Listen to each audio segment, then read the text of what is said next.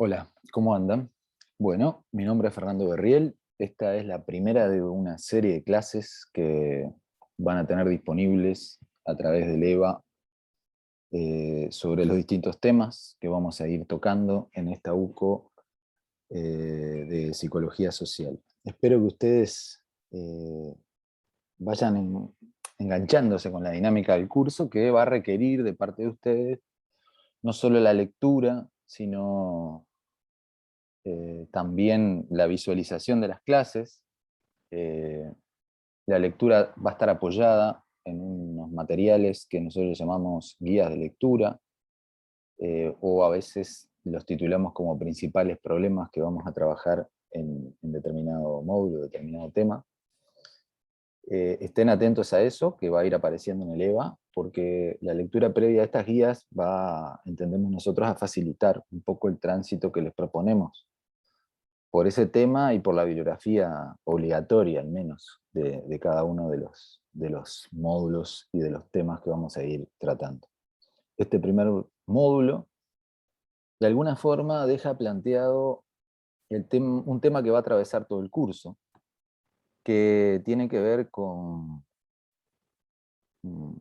digamos, eh, visitar y disponer una mirada crítica sobre lo que de pronto es el sentido común y también las perspectivas más hegemónicas, tradicionales, de la psicología sobre el problema de qué hablamos cuando hablamos de lo psíquico, qué hablamos cuando hablamos de lo social, porque como van a ver en esta clase, estas reflexiones, estas producciones incluso de conocimiento científico, se han fundado muchas veces en ciertos puntos de partida que por lo menos este equipo docente, este curso, se propone poner arriba de la mesa como no necesarios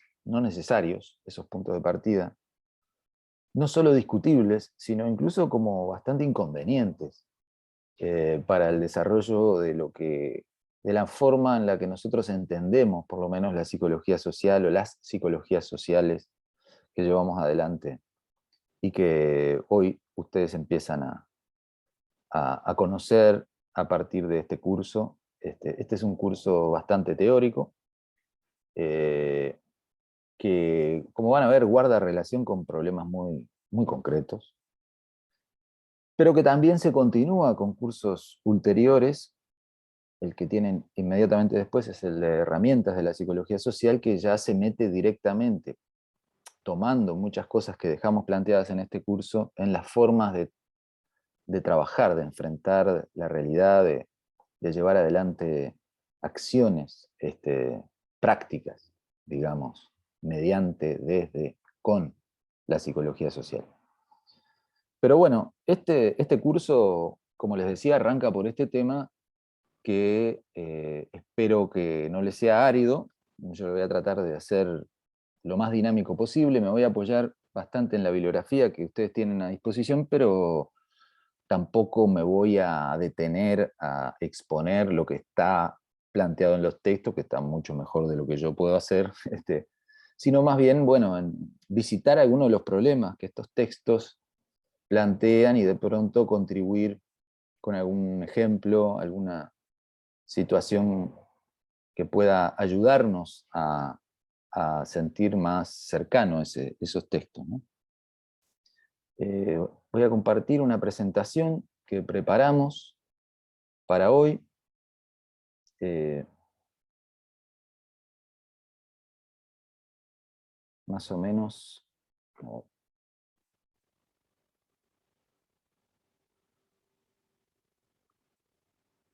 Bien. Como les decía,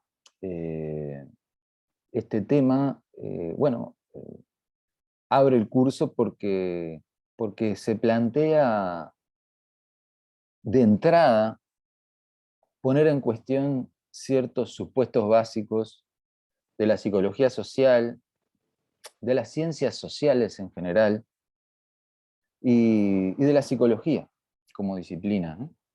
Compleja, como sabemos que es la psicología. Eh, Capaz que es interesante tomar contacto con la idea que traemos sobre lo que es la psicología social.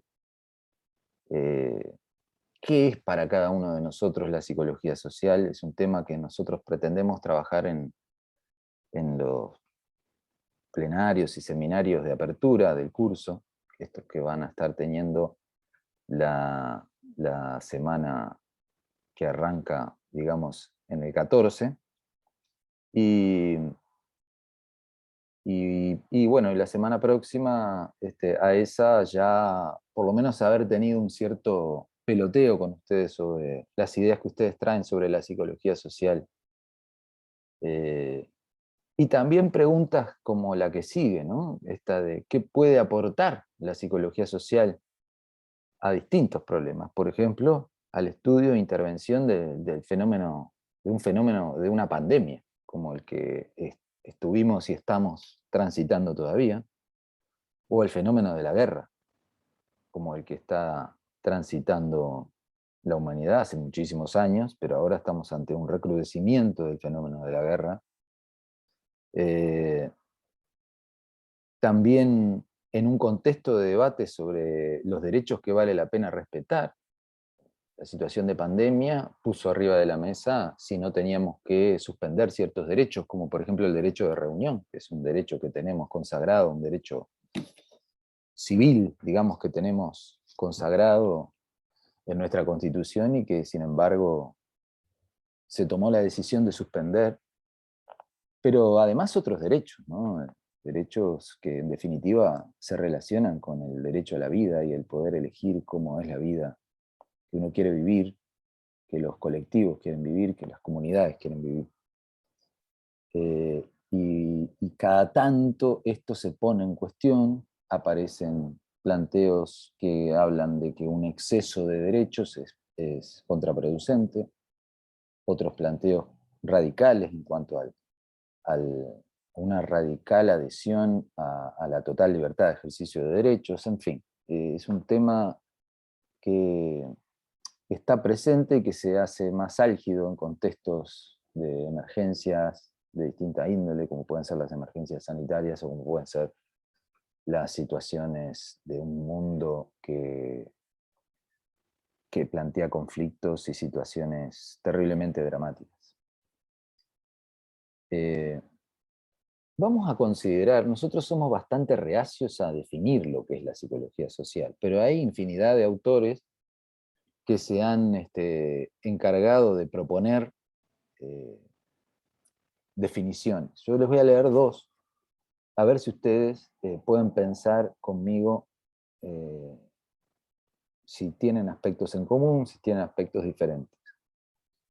La primera es la siguiente: la psicología social es el campo científico que busca comprender la naturaleza y causas de la conducta y pensamiento de los individuos en situaciones sociales. Eh, Interesante porque plantea claramente ver si podemos entender las causas de la conducta y el pensamiento en situaciones sociales.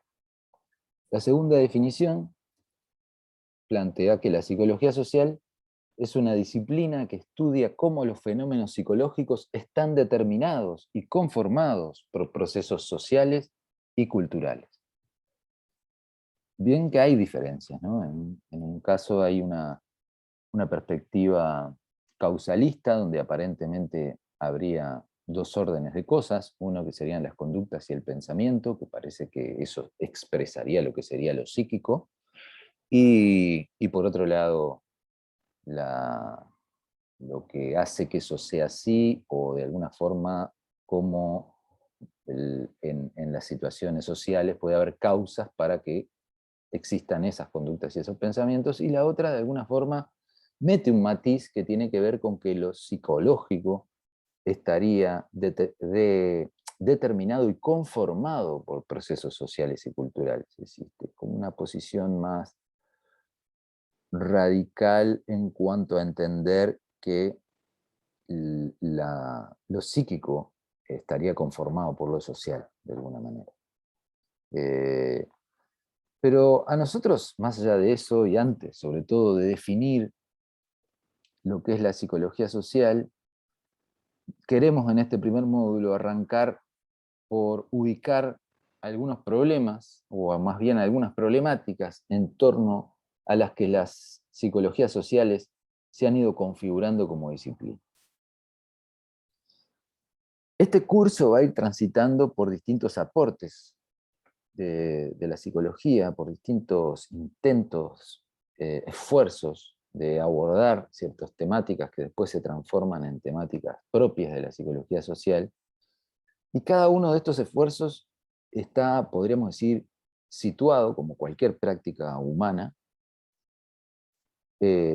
social e históricamente. Y tiene también un enclave geográfico en un momento determinado. La psicología que conocemos se origina sobre todo en Europa, la psicología moderna, y posteriormente en Estados Unidos, y posteriormente va agregando desarrollos en todo el mundo, particularmente en América Latina, y todos esos enclaves geográficos en distintos momentos históricos van a ser visitados de alguna manera en este curso, porque vamos a ir incorporando distintas perspectivas, en general perspectivas críticas de la psicología social, que se han originado en esos distintos contextos. Entonces uno puede ver este mapa y bueno, podríamos ir ubicando algunas cosas surgidas en la Europa continental o en las Islas Británicas, o en América del Norte, o en América Latina, en Centroamérica, en Sudamérica, en distintos momentos históricos. Pero ya el solo hecho de situarlo, de alguna forma, de establecer cualquier cosa, implica también tomar, asumir ciertos puntos de partida. Permítanme ejemplificar esto con este otro mapa, que es el mapa de MacArthur, para dejar planteada la idea de que situar siempre es dar sentido, ¿no? Otorgar sentido, o, si se quiere, promover ciertas interpretaciones del mundo como punto de partida para los problemas que vamos a tomar. MacArthur era un estudiante de liceo en los años 70 que se le ocurrió siempre jugar con los mapas en otras orientaciones, sobre todo él era australiano, entonces ubicaba a Australia, como ven acá, en un lugar central y superior dentro del mapa del mundo. Y incluso tuvo la experiencia de ir a estudiar a Japón con un conjunto de estudiantes angloparlantes y padecía cierta burla porque era el único australiano que estaba en esa experiencia y le decían que él venía del culo del mundo. Entonces él en un momento hace un trabajo fundamentando este otro mapa que ubica Australia en este lugar central. Incluso si prestan atención, el propio degradé de colores está puesto para dejar en forma más nítida los continentes o los tramos de continentes que están más al sur. Incluso la rosa de los vientos tiene mayor destaque en el sur, parecería que el sur es el... y, incluso si nosotros quisiéramos ubicar, yo qué sé, Egipto o, no sé, Sumatra, en este mapa nos costaría mucho, porque nosotros tenemos muy fijados el mapa que tiene al norte arriba, y que tiene ciertas proporciones entre los continentes, incluso cierta coloración de los continentes, y por lo tanto tenemos como de alguna forma matrizada cierta forma de imaginarnos el mundo. Y Uruguay estaría por acá, ¿no? Esto simplemente como para pensar que ciertos puntos de partida, pensemos que es recién en el siglo XVI que empieza a hacerse una representación del mundo, o que se generaliza una forma de representación del mundo en Europa con el norte arriba. Hasta ese momento se ensayaban distintas formas de representación y esto se impone, se nos impone a todos y a todas, digamos, ¿no? Como forma de imaginarnos el mundo, de pensar el mundo. Y pensado desde el sur, nosotros estamos abajo. Y, y de alguna forma quería poner este ejemplo porque es una forma muy potente de inducir una cierta representación del orden de las cosas, digamos, ¿no? Pero hay otras formas más sutiles, de pronto, mm, que terminan siendo más intuitivas o percibidas como más intuitivas y que son asumidas como verdades y es más difícil de trabajar que simplemente invertir un mapa como hizo en su momento este, Torres García con su famoso mapa sobre nuestro norte es el sur, ¿no? También podría haber puesto esto como ejemplo de una cosa de pronto un poco más, con otras aspiraciones y otras connotaciones que este mapa de MacArthur, que parece estar inspirado más en un nacionalismo australiano que en otra cosa. Pero eh, digamos que hay algunas otras cuestiones que nos resultaría interesante poner en cuestión y que de pronto tienen estas mismas condiciones de haber sido establecidas como verdades, que son ya asumidas como intuitivamente y a partir de las cuales interpretamos muchos de los problemas que después vamos a trabajar, incluso en las disciplinas científicas, incluso en las profesiones, incluso en la psicología, ¿no? Esta disciplina que estamos estudiando ustedes y nosotros.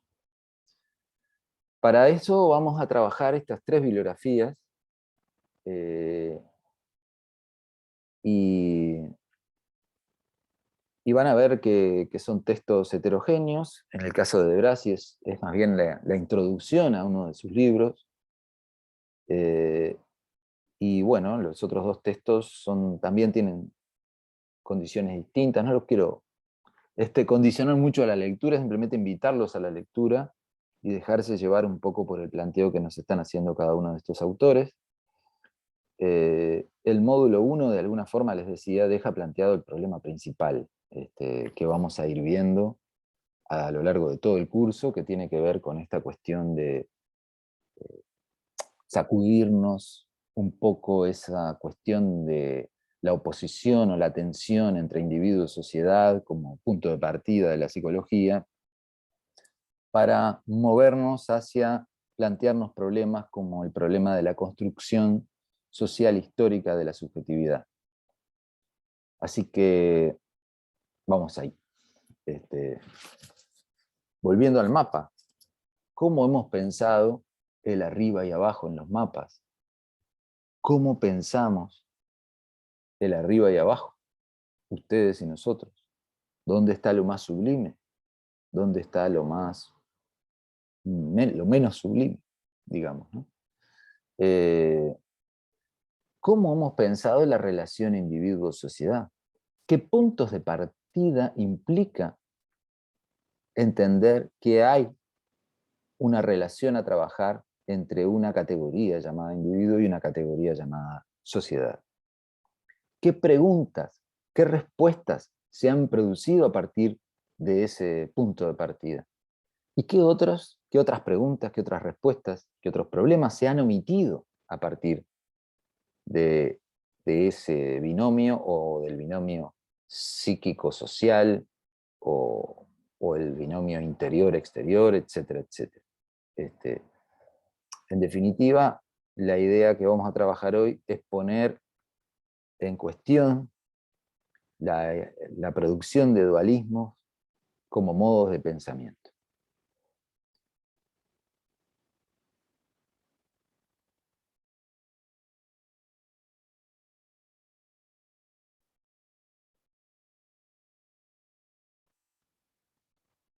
Vamos a ver, voy a hacer alguna modificación acá, si ustedes me lo permiten, para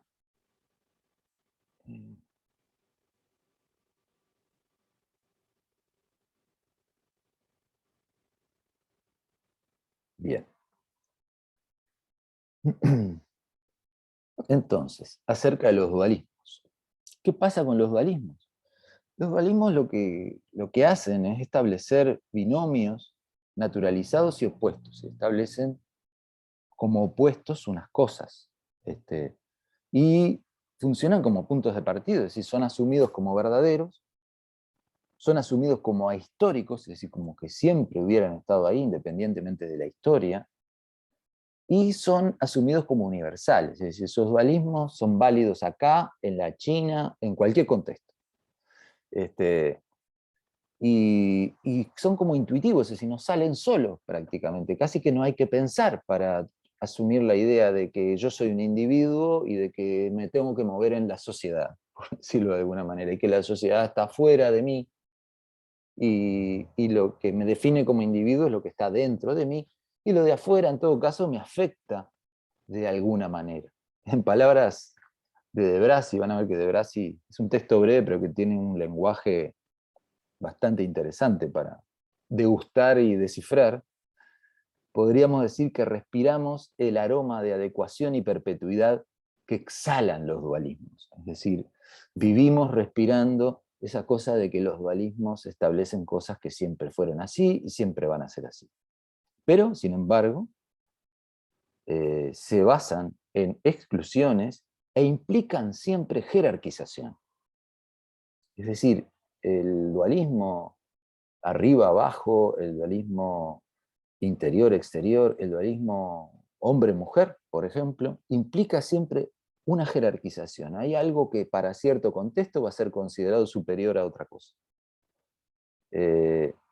Y desde ahí dan lugar a modelos de interacción, es decir, modelos que han pensado la psicología social, las ciencias sociales, intentos de articulación de esas dos instancias que se asumen como dadas, no como construidas. Entonces, muchas de las psicologías sociales que podemos llegar a conocer, incluso de las propias psicologías, no solo las psicologías sociales, son intentos de comprender las relaciones entre dos instancias, pero de alguna forma sin problematizar el hecho de que son asumidas desde un principio como distintas.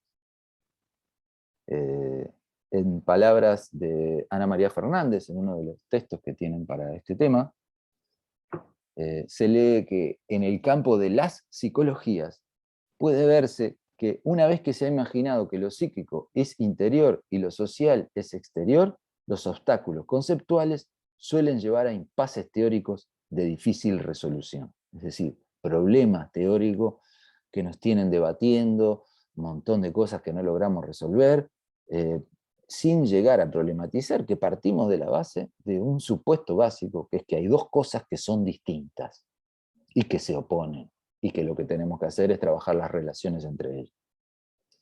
Para eso van a ver, yo no lo voy a desarrollar hoy acá en esta clase, porque está bastante claro en el texto de Ana María Fernández. Ella propone el montaje de una caja de herramientas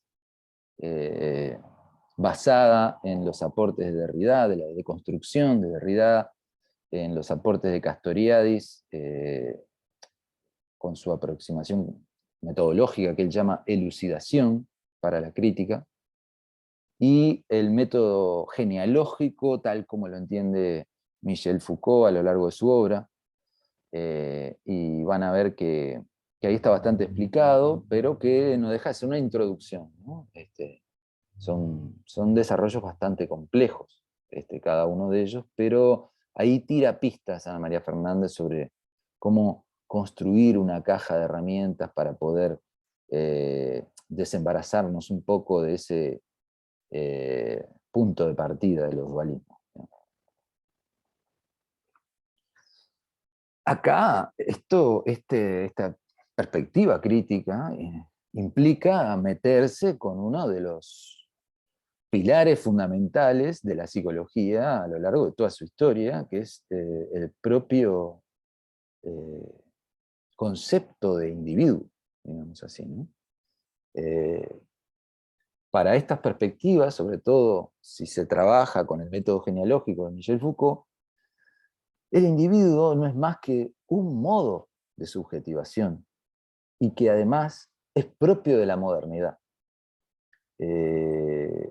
podríamos decir que se empieza a consolidar en el siglo XVII, con la expansión económica de las grandes potencias europeas, la expansión colonialista y toda la cuestión del mercantilismo y de la doctrina liberal, del liberalismo que se empieza a gestar en ese momento. Esta forma de subjetivación, este modo de subjetivación se torna hegemónico con la expansión de una forma de gobierno. Es decir, el capitalismo naciente y la doctrina liberal, el liberalismo como doctrina económica y política, necesita de sujetos libres, autónomos, independientes, que se perciban a sí mismos como individuos libres, que forman una sociedad a partir de un pacto social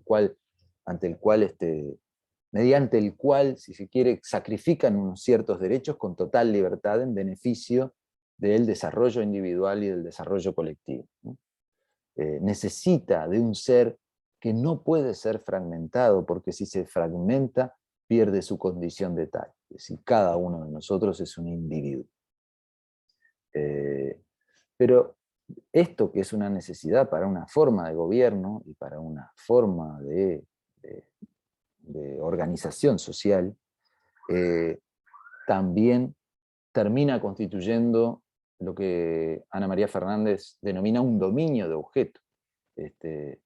Un dominio de objeto para ciertas disciplinas científicas, cuestión que trabaja claramente Foucault, en complemento o suplemento con su par antinómico la sociedad, y esto se le encarga a distintas, lo que después se van a conocer como las disciplinas humanas y sociales. Y estas disciplinas, entre las cuales está la psicología social, han intentado hasta el infinito, dice Fernández, establecer puentes, relaciones, articulaciones en un trabajo que parece inagotable, pero que no cuestiona el punto de partida.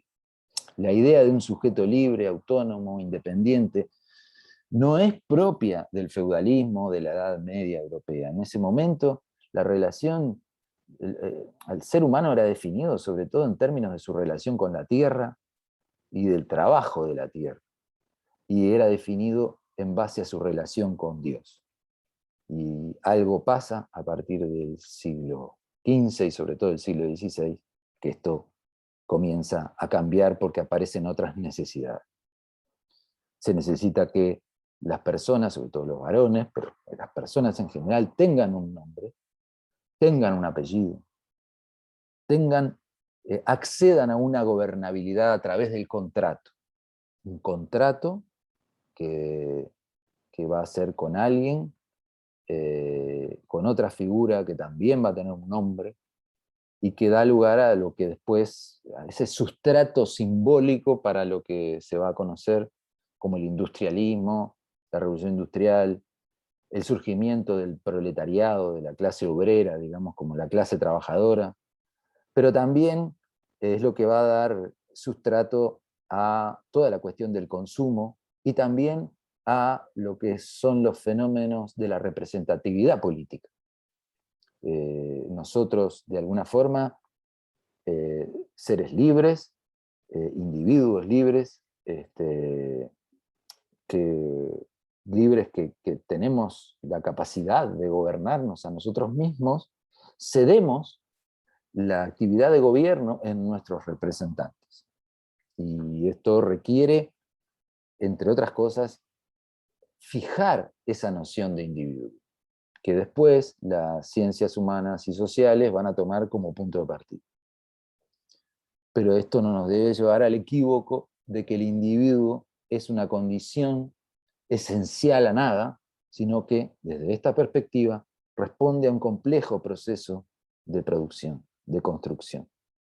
Se instaura un hombre para ser pensado, un hombre con mayúsculas, ¿no? Un hombre para ser pensado, los derechos del hombre, por ejemplo. Se instituyen las ciencias, así como las ciencias humanas. Es decir, no solamente se crea el hombre, sino que ese hombre como individuo se le adjudica también como dominio de objeto a ciertas disciplinas, dentro de las cuales, obviamente, está la psicología. Acá tienen ustedes un ejemplo que seguramente conocen en este complejo proceso de construcción de esta noción de individuo, que es una de las novelas más vendidas en su momento y traducidas a 300 veces, que es la novela de Robinson Crusoe. Eh, esta novela de Daniel Defoe, que es publicada en 1719, tiene un título largo que yo se los voy a leer. Nosotros la conocemos como Robinson Crusoe, pero el verdadero título es bastante largo y es así: La vida e increíbles aventuras de Robinson Crusoe de York, es decir, de una ciudad de Inglaterra, marinero, quien vivió 28 años completamente solo en una isla deshabitada en las costas de América, cerca de la desembocadura del gran río Orinoco, habiendo sido arrastrado a la orilla tras un naufragio, en el cual todos los hombres murieron, menos él, con una explicación de cómo al final fue insólitamente liberado por piratas, escrito por él mismo. Es decir, Daniel Defoe nos crea una novela en la cual parte de la ficción es que el propio Robinson Crusoe escribió la propia novela, ¿no? Y es interesante porque es el ciudadano europeo que termina en un territorio salvaje, que ellos dicen que está desierto, pero no está desierto, porque hay personas pertenecientes a otras culturas que transitan por ahí. Incluso él termina liberando a uno y haciendo su amigo, que es este Viernes, y civilizando a Viernes de alguna manera. Y ahí vemos todo ese paradigma del colonialismo europeo, pero además esta cuestión de erigir un individuo autosuficiente, digamos, ¿no? Que es capaz de no solo de sobrevivir, sino de imponerse, porque él de alguna forma se proclama a sí mismo el gobernante de esa isla en la cual él naufragó, digamos así.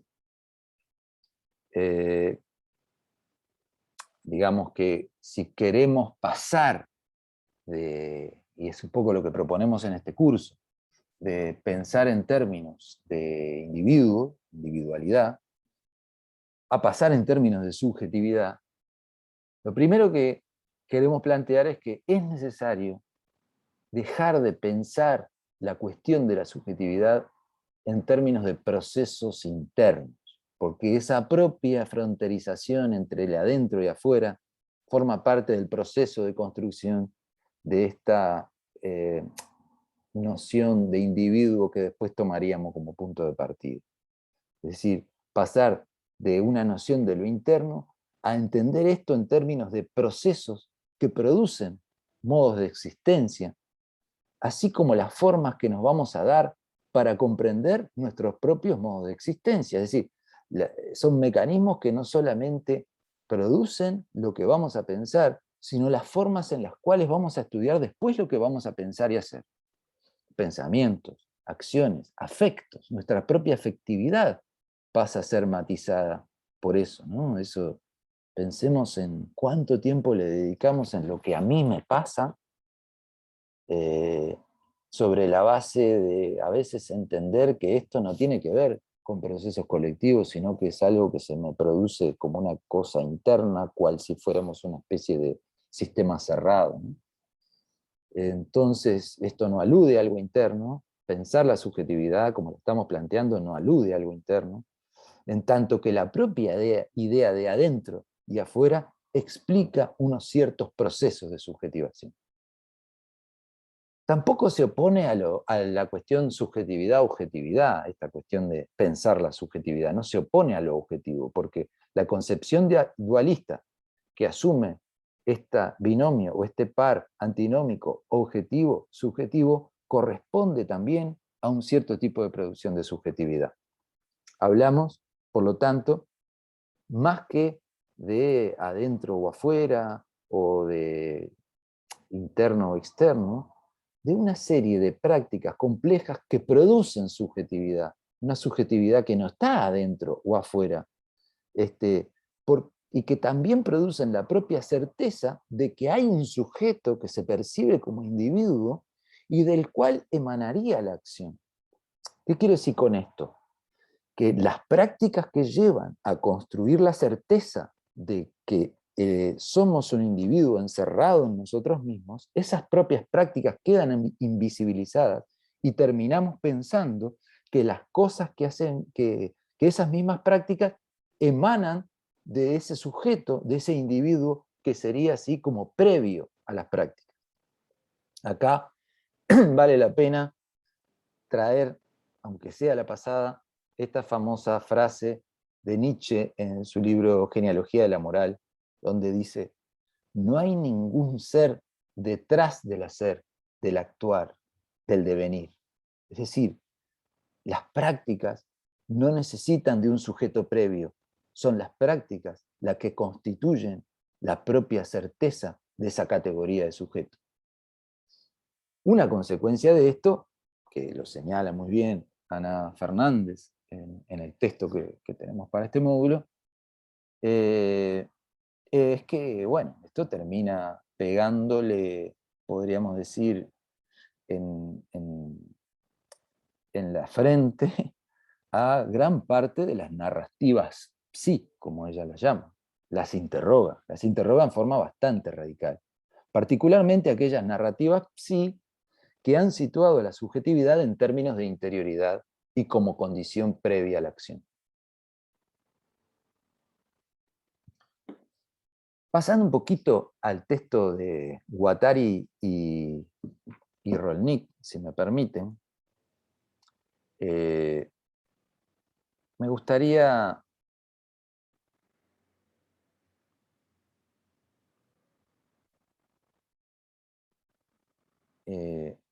comentarles lo siguiente. Esperen que no sé por qué.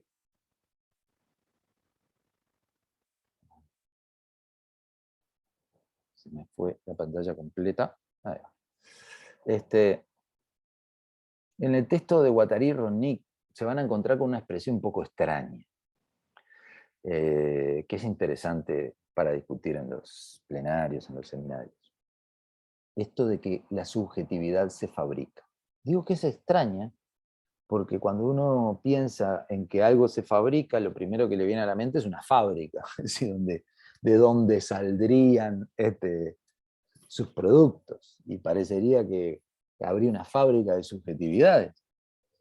Bueno, veamos un poco por qué recurren a esta analogía o esta metáfora Guattari, Deleuze, bueno, en este texto concreto Guattari y Rolnik.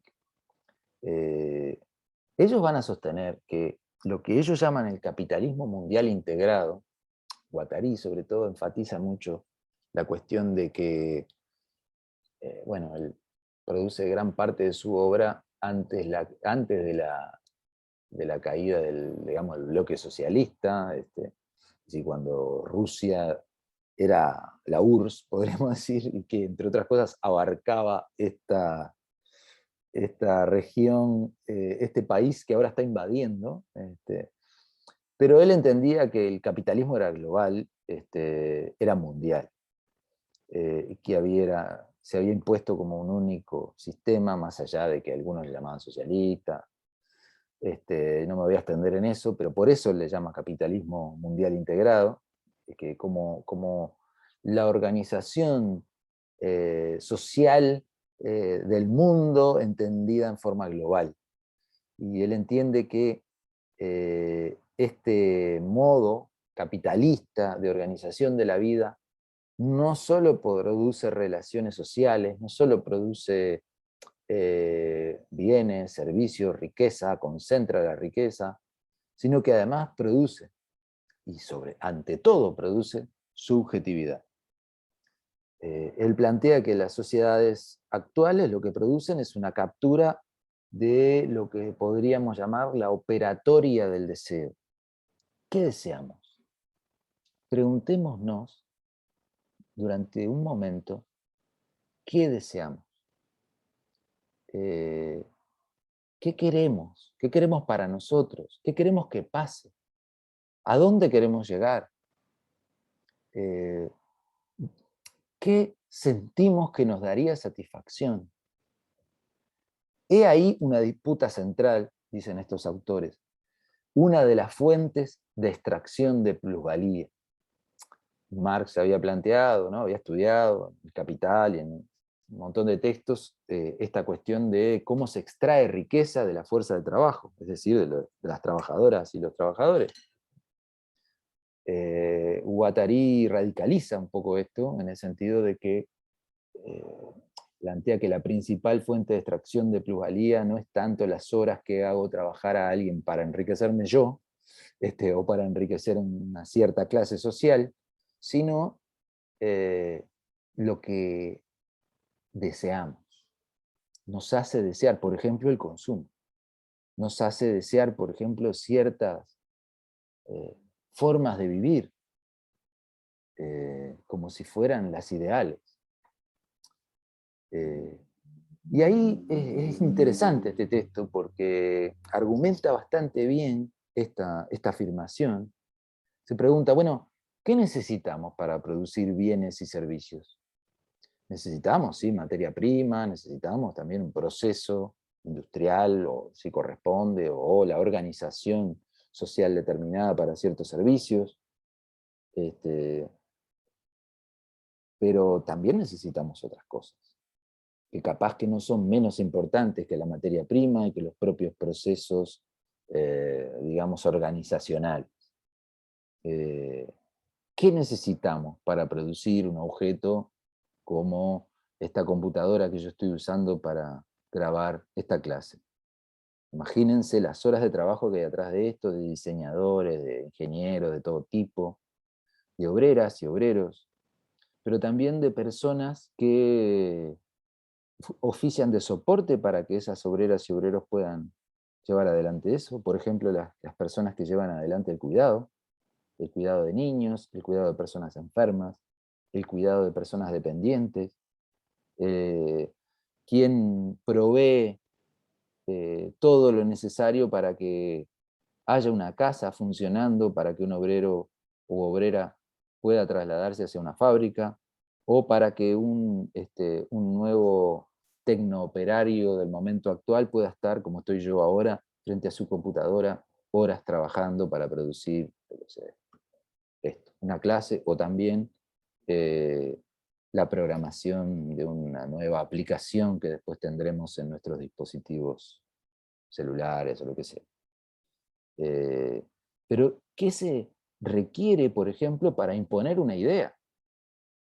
Vamos ahora, el 27 de marzo, vamos a tener un plebiscito para ver si se derogan o no se derogan 135 artículos de una ley que tiene 500 artículos. ¿Cómo se hace para que la gente vote?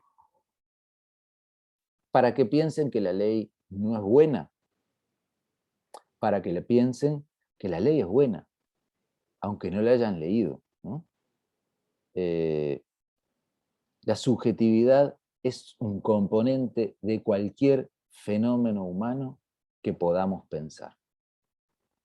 En ese sentido es que Guattari y Rolnik, perdón que voy a tomar un matecito,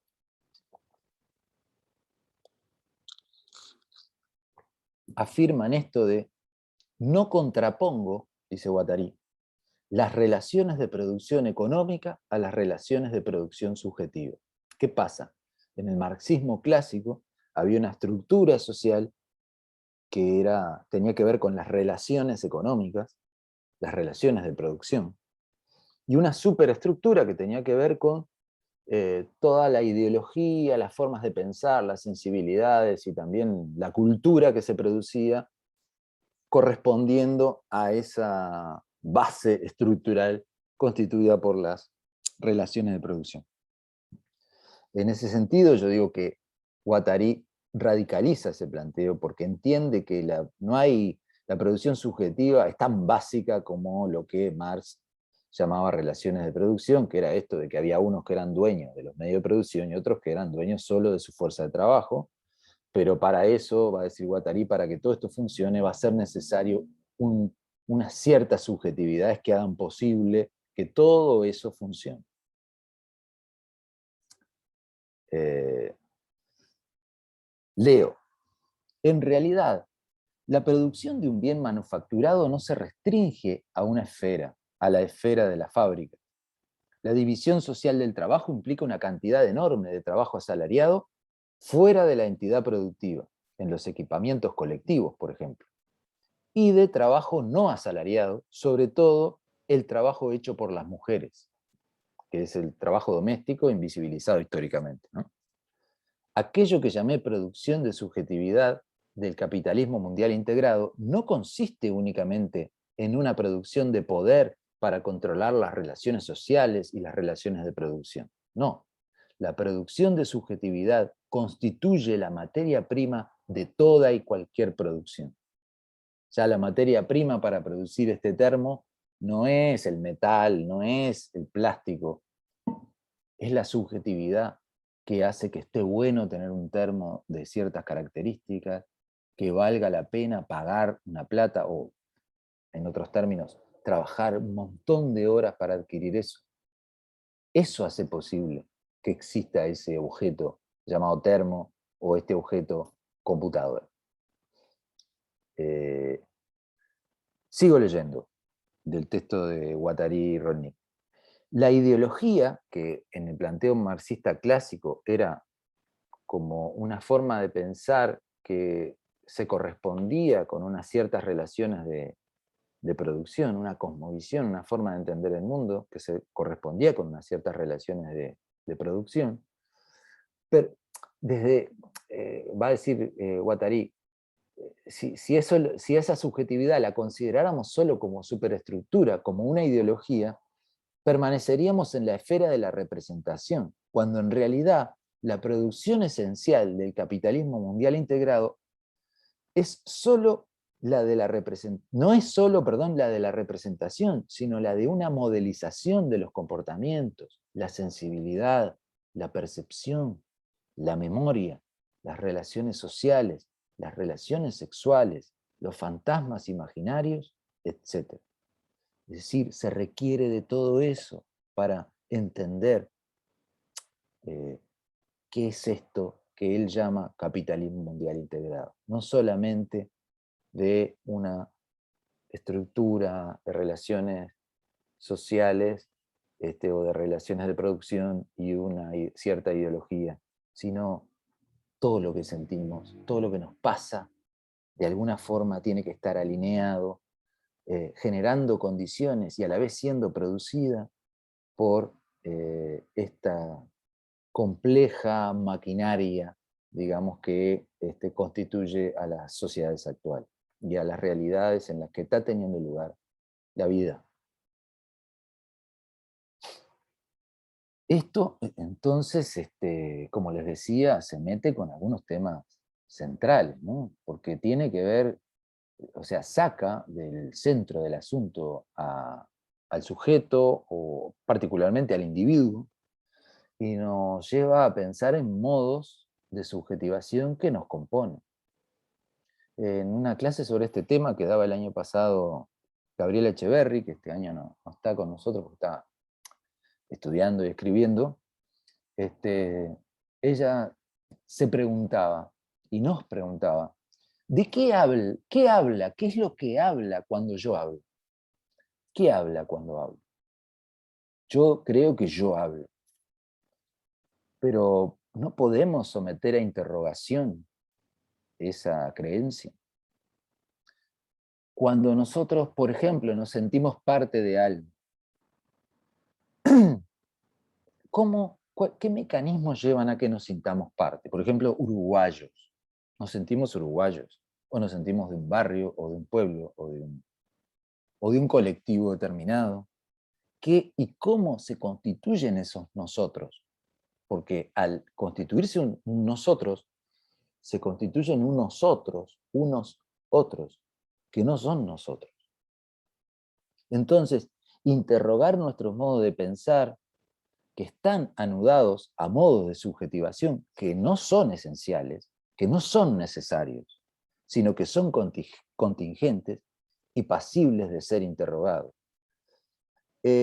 Nos lleva a entender el mundo como prácticas muy complejas. Los paisajes, por ejemplo, pensemos en un paisaje. ¿Qué es un paisaje? Un paisaje, pensemos, yo qué sé, una cascada, la cascada del arroyo del Penitente. Es una cascada, es agua que cae entre las piedras, pero para que sea un paisaje se requiere todo un régimen de afección, es decir, una subjetividad que permita sentir eso como un paisaje, pasible de ser nombrado como paisaje, pasible de ser vivido como paisaje. Y es decir, que se necesita una conexión múltiple entre las piedras, el agua que cae, las personas que puedan estar ahí admirando ese paisaje, la fauna, la flora. No es un hecho objetivo, por decirlo de alguna manera, independiente de una subjetividad que se está produciendo, de un estado subjetivo, que no está adentro de nadie, porque el paisaje no está en la piedra, no está en el agua, pero tampoco está en el sujeto que lo contempla, solamente, sino que está en esa articulación, en esa conexión. Lo mismo podríamos decir sobre estas prácticas. Nosotros acá vemos un termo, yo estoy viendo una computadora, pero hay mucho más atrás de eso. Entonces podemos entender el objeto como una especie de sedimentación de un conjunto complejo de prácticas, que en un momento se materializa en un objeto que tiene mucho más atrás que lo que agarramos cuando lo agarramos. Para hablar de esto, estos autores hablan de procesos maquínicos, como usan esta analogía, como usaban la de la fábrica, la de la máquina, ¿no? Máquinas de producción, pero son máquinas no solo materiales, sino semiótico-materiales. No se componen solo de, ni producen solo cuestiones materiales, sino también producen sentido y se componen de significaciones, de sentido, de componentes simbólicos, eh, porque producen eso. Producen modos de pensar, producen modos de sentir, de registrar el deseo, el placer, el miedo, la pérdida. En definitiva, son procesos de producción de subjetividad. A eso le llaman estos autores procesos de producción de subjetividad. Ya a esta altura podemos introducir otra de las frases que están presentes en ese texto de Guattari y Rolnik. Dicen ellos: sería conveniente disociar radicalmente los conceptos de individuo y de subjetividad. Sacudirnos la idea de que cuando pensamos en subjetividad es a partir del punto de partida de un individuo, cuando en realidad el individuo y el percibirnos a nosotros mismos como individuo y el entender que nosotros hablamos cuando hablamos, nada más, es una manifestación de una cierta forma, de un cierto modo de subjetividad. Una cosa que señalan estos autores es que, para no quedarnos con esto, porque a veces es fácil quedarse como que, bueno, entonces estamos todos sometidos a un gran poder que nos moldea, y somos, como si no tuviéramos capacidad de acción, digamos, ¿no? Y, y no es así. Ellos van a plantear que la producción de subjetividad opera en dos extremos. En uno, se oprime y se genera homogeneidad de acuerdo a modos hegemónicamente establecidos y que hacen que de alguna forma todos nos alineemos con formas de sentir, con registros del deseo que son necesarios para que este sistema se sustente, digamos. Pero en otro extremo, se puede generar una relación de creación. Y ahí aparecen nociones que ustedes van a ver a lo largo de cursos venideros, como las nociones de transversalidad, de movimientos instituyentes, de imaginario radical, de líneas de fuga.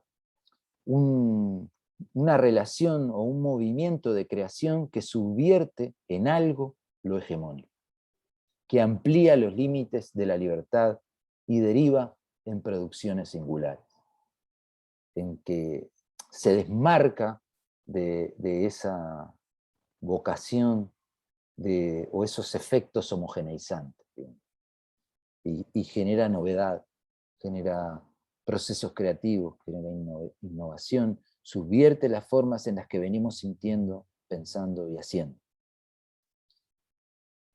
Dicen Guattari y Roernig, la fuerza de la subjetividad capitalística se produce tanto al nivel de los opresores como de los oprimidos. Es decir, este extremo en el que se oprime y se genera homogeneidad no corresponde a un grupito de opresores solamente, sino que es cierto que es un poco dicotómico este planteo entre opresores y oprimidos, pero estamos todos involucrados de alguna manera en la producción de esos procesos, y por lo tanto también podemos participar de movimientos, de acciones, de experiencias que de alguna forma operen en el otro extremo, en el extremo en donde se produce una relación de creación.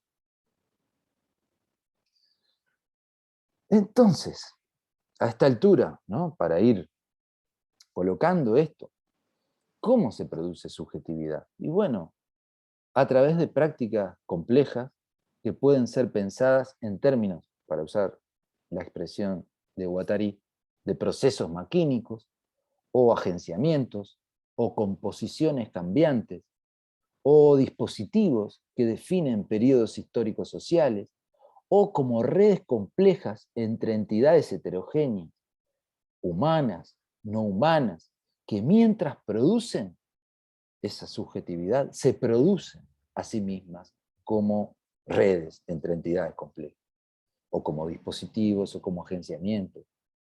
Es decir, es eso que produce, y mientras produce, se produce. ¿Producen? ¿Qué producen? Y bueno, producen subjetividad, producen modos de vida y remodelizaciones de la subjetividad. Pensemos, por ejemplo, en los medios de comunicación de masa, en Internet, en las redes sociales a través de Internet, cómo producen, amplían y sesgan la realidad. Acceder a la realidad, por ejemplo, al fenómeno de la guerra, accedemos a partir de la información que nos llega. Y accedemos a partir de lo que podemos acceder en las redes sociales, en el fenómeno de la pandemia, lo mismo, cualquier fenómeno social importante, ¿no? Y además, hoy en día las redes están siendo absolutamente manipuladas, es decir, hay no solo niveles de censura, niveles de... sino en un sentido productivo, hay bots, es decir, hay aplicaciones o programas que se dedican a generar corrientes de opinión mediante comentarios en las noticias, mediante comentarios en las publicaciones, todo lo que son los fenómenos de los haters, son muchas veces personas pagas para hacer eso. Entonces sale una opinión sobre tal cosa y abajo salen 45 haters a decir cualquier cosa. A veces ni siquiera son personas, son simplemente algoritmos, aplicaciones que generan eso. Se gasta mucho dinero en generar ciertas corrientes de opinión en un sentido o en el otro. Es muy interesante los análisis que uno puede encontrar en publicaciones científicas sobre eso, en todo el proceso de crisis institucional y de elección que vivió Brasil y de elección de Bolsonaro, por ejemplo, como el fenómeno de los haters y de los bots en las redes sociales todo lo que es la posverdad, ¿no?, toda esa cuestión de noticias falsas permanentes, fake news permanentes, van generando como forma de producir una realidad, de ampliarla para cierto lado o simplemente sesgarla. Pero esto tiene que ver además con sistemas de valores, con mecanismos de sumisión, algo que hace que alguien obedezca a un líder o a alguien, o a una corriente de opinión, prácticas de semiotización, es decir, prácticas que llevan a que las cosas tengan cierto sentido en un contexto determinado. Y estas cosas ni son interiorizadas, ni son una superestructura, para hablar en términos de lo que está presente en el texto de Guattari y Roernig, ¿no? no necesitamos pensarnos a nosotros mismos como unos recipientes con medios giles, digamos, que nos meten cosas en la cabeza. No, nosotros participamos también de estos procesos. Y estos procesos son materia prima de las relaciones de producción. Entonces, esta cuestión de pensar una psicología social, sin la necesidad de partir del dualismo individuo-sociedad o psíquico-social, es una invitación a pensar. Pensar, por ejemplo, estos fenómenos de ahora, la pandemia, la guerra, toda la cuestión del pensamiento único. Quiero decir, esta forma de que está bien pensar de una manera y está mal pensar de otras, y eso puede variar de un contexto a otro. Pero una invitación a pensar, ustedes, nosotros, también a lo largo de este curso, ¿qué transformaciones se vienen produciendo en las formaciones subjetivas? ¿Qué transformaciones se vienen produciendo en nosotros, en nuestros allegados, en los ámbitos colectivos que transitamos? ¿Cómo podemos percibir esas transformaciones en nosotros y en los procesos que nos conforman? ¿No han variado los procesos que nos conforman? La pandemia no ha hecho variar algo. Yo estoy dando una clase sin saber si ustedes están o no ahí. Es muy distinto que estar en un aula viéndoles las caras. Se los aseguro porque he vivido las dos formas de dar clase. Y entonces estos procesos no nos conforman a nosotros. ¿Nos ofrece alguna ventaja que podamos identificar el considerar estos problemas desde posicionamientos no dualistas? Es decir, hacer el esfuerzo por partir de bases no dualistas, ¿nos da alguna ventaja para pensar estos problemas? ¿O cualquier problema que nos preocupe, que les preocupe a ustedes? ¿Qué les preocupa? ¿En qué sentido nos puede aportar a pensar eso que a ustedes les preocupa partir de términos no dualistas para plantearnos ese problema? Acá van a reconocer los que ya han entrado a Leva la imagen que de alguna forma viene presentando este curso desde el año 2020, porque en el año 2020 se empieza a dar, lamentablemente, la necesidad de que muchas organizaciones sociales empiecen a llevar adelante esto de las ollas populares o de formas alternativas de poder acceder a un derecho básico como es la alimentación, que tendría que estar garantizado para cualquier ser humano en el mundo. Y sin embargo es necesario construir condiciones cuando no están dadas para que la gente se alimente, y esto da lugar a procesos colectivos, ¿no?